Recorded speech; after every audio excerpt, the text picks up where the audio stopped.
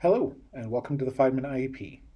Today I want to discuss special factors. On the IEP, there's a place that is called special factors. But what does that mean? What is it for? Special factors means when we're writing the IEP, considering goals, accommodations, services, everything, we need to really make sure that there's a support, a focus on what we do. So the special factors are an English language learner. If in the family they don't speak English as the primary language, that's going to impact our goals and services. Does the student need Braille? Do they have low vision? Do they have communication needs because they're deaf? And then, of course, for us, yes. Does the student need assistive technology? Does the student need behavior supports? So, and you answer yes, you know, yes, you know to these things. And then you need to kind of explain how does this connect to the rest of the IEP? And we need to make sure that the IEP actually addresses these special factors. Honestly, some of them, like being an ELL student, all deaf students are language learners and need that support. So it's a little bit funny for us, but at the same time, are we considering the family might speak Spanish, which means we need to respect and honor that home culture and language as well. There's nothing wrong with being trilingual. Do you have an SLP who can support spoken Spanish? Can you throw in some Spanish words and terms into our lessons to make sure that we respect and honor their home language?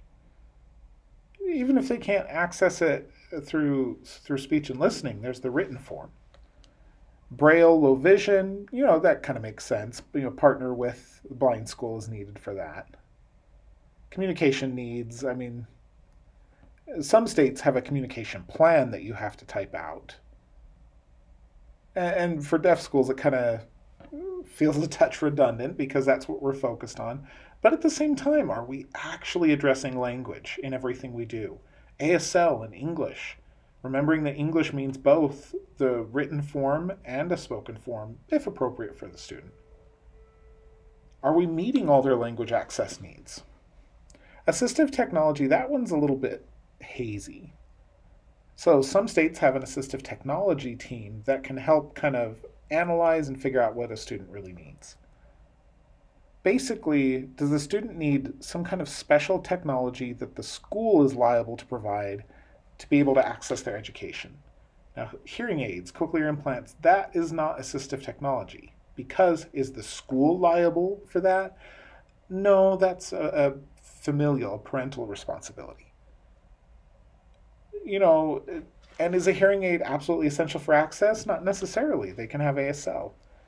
And sometimes a school might provide a hearing aid, but it's still the parent's responsibility. We just happen to have a resource that we can share.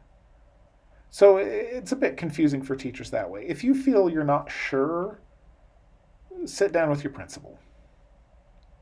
Last, behavior. There's really kind of three approaches for behavior in IEPs. Follow the regular school rules. Follow the school rules, but the IEP has behavior goals. And, sometimes the rules, the consequences, everything might be flexed a little bit because of the behavior needs clearly articulated in the IEP. And the last one is the student has serious behavior needs and a BIP, a behavior intervention plan, is needed. And they're all just a little different. First is follow all the school rules. Next is follow the rules-ish. And the last is the BIP becomes the rules for that student.